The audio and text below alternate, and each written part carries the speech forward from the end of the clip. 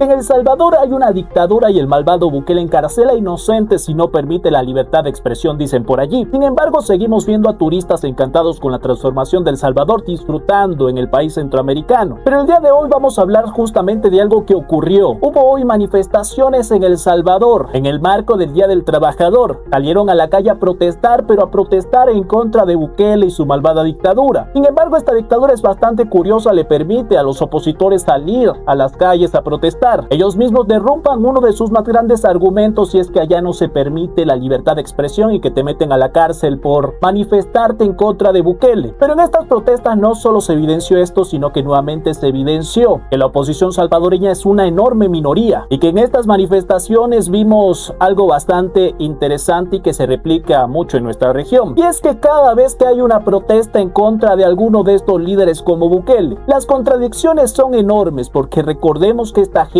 dice que Bukele es un dictador, que Bukele es un peligro para la democracia, autoritario. Incluso hoy pintaron algunas paredes diciendo que es terrorista. Pero adivinen ustedes lo que pudimos notar en todas estas manifestaciones. Por ejemplo, vimos banderas de Palestina, vimos banderas apoyando el régimen de Irán, ese mismo que hace poco tiempo ejecutó a decenas de miles de manifestantes que salieron a protestar en contra del ayatolá. Y para mí una de las cosas más descaradas, vimos a gente pidiendo por la liberación del dictador Nicolás Maduro, pidiendo que los devuelvan. Ya saben la mayoría de aquí que yo soy venezolano y les aseguro que los venezolanos no queremos que devuelvan a este criminal a nuestro país. Además de esto, teniendo en cuenta que esta manifestación se hizo en el marco del Día del Trabajador, yo quiero dejarle algunos datos.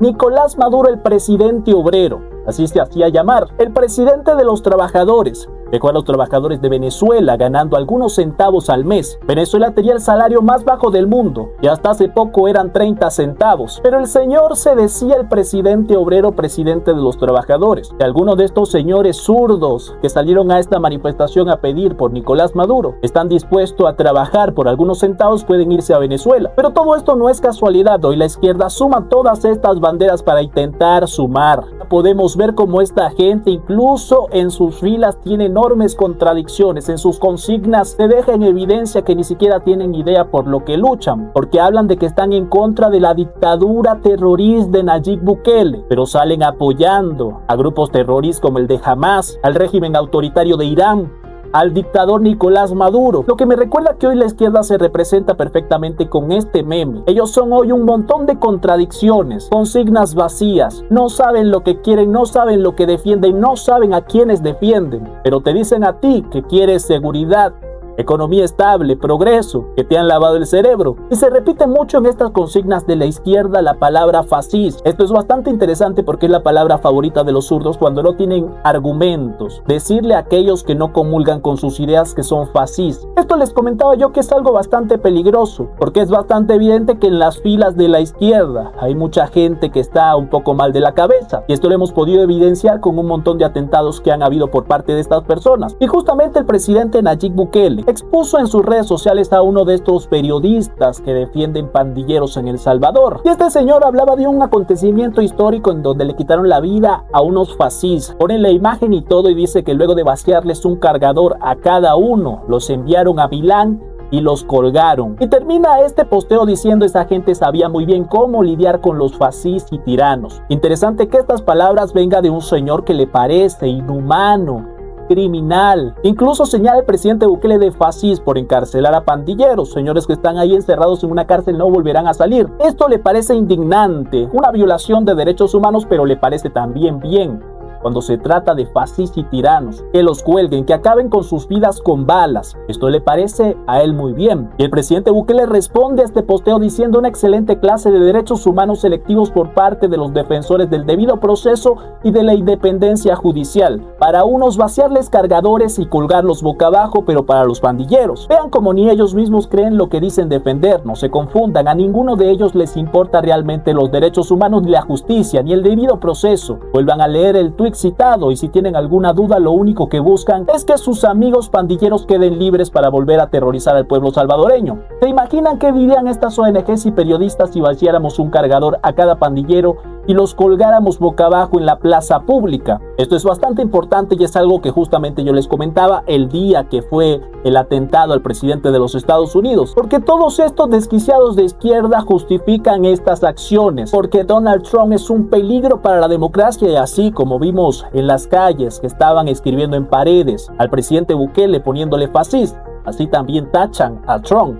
Y no solo a Trump, a todos aquellos que no comulguen con estas ideologías de izquierda. ¿Qué está pasando? Que esta gente de izquierda considera que a los fascistas se les tiene que aplicar estas medidas, se les tiene que combatir con balas, a pesar de que en este caso estamos hablando de dos personas que han sido elegidos democráticamente y que en el caso del presidente Nayib Bukele, estas manifestaciones incluso ayudan para nuevamente demostrar que la oposición salvadoreña es una pequeña minoría. Además, recordemos algo sumamente importante: la izquierda hoy llama fascista a cualquiera que esté en contra de sus ideas. No los escucharemos decirle fascista a Nicolás Maduro, al Ayatollah, a todos estos dictadores terroristas. No los veremos a ellos pidiendo que los criminales terroristas se les aplique todo el peso de la ley, se les enfrente, pero sí tratando de justificar cuando se aplique la violencia a señores que ellos consideran fascistas, consideran un peligro para la humanidad, justificando a sus desquiciados que utilizan la violencia para enfrentar a señores que se eligieron democráticamente. Pero lo más loco de todo esto es cuando a estas mismas personas se le pone el caso de los pandilleros de El Salvador, de hacerlos pagar ante la justicia, de encerrarlos en cárceles como lo hace Bukele. Allí el discurso cambia totalmente cuando se trata de criminales como estos. Ay, los derechos humanos, el debido proceso. Entonces a mí me parece como que hay algo perverso ahí atrás, pero no vaya a ser que venga el gobierno y agarre a esos 3 sujetos y los mete en la cárcel porque y están comiendo bien los niños y les están dando la medicina y tienen el colchón. No tiene colchón el pobrecito, hay que ponerle un colchón. Lo más grave es este doble discurso con el que la izquierda intenta justificar estos actos. Por un lado demonizan a Trump y a líderes como él, llamándolos un peligro para la humanidad, amenaza para la democracia, fascista. Con este relato crean un clima de histeria que para algunos desequilibrados sirve de justificación moral para la violencia. Dicen que cualquier medio es válido porque el enemigo es existencial. Pero por otro lado, cuando se trata de criminales comunes, y esto es lo más desquiciado, cuando se trata de ladrones, violadores, narcos, pandillas, cambian radicalmente el discurso. Los presentan como víctimas del sistema, producto de la desigualdad o personas que merecen una segunda oportunidad. Defienden políticas como liberaciones masivas de presos, santuarios para ilegales y recortes a la policía, mientras criminalizan a quienes exigen mano dura. Esto es justamente por lo que les traigo el ejemplo del presidente Bukele. El mismo discurso en contra del líder salvadoreño de que es un peligro para la democracia, es un peligro para la humanidad porque está encarcelando a criminales, porque está metiendo a la cárcel a pandilleros. Ese discurso lo utiliza la izquierda. Gracias a Dios, en contra del presidente Nayib Bukele no ha habido ninguno de estos ataques, pero mientras esa izquierda radical, esa gente que tiene en sus filas muchos loquitos, siga repitiendo la misma historia, el mismo relato con el que atacan a esos líderes que les parecen incómodos, que según ellos son un peligro para la democracia, pero han sido elegidos por sus pueblos, mientras ellos siguen atacando a estos señores que a ellos les parece que son muy peligrosos, por ejemplo, meter a la cárcel a un montón de pandilleros que aterrorizaban al pueblo, que utilizan todo el poder, todos sus medios de comunicación para condenar a estos líderes. Se sigue alimentando que sí es un discurso de odio en contra de señores que están simplemente aplicando el sentido común. Esto sí es un peligro, señoras y señores, porque es la misma izquierda que llora por los derechos humanos de un asesino reincidente y al mismo tiempo celebra o silencia cuando alguien intenta acabar con quien quiere devolver la seguridad a las calles, cerrar las fronteras y poner orden en un país que ellos mismos han contribuido a desestabilizar. Consideran que los delincuentes son víctimas a las que hay que reinsertar con abrazos y subsidios, pero a quienes buscan proteger a la gente honrada los tratan como enemigos a eliminar.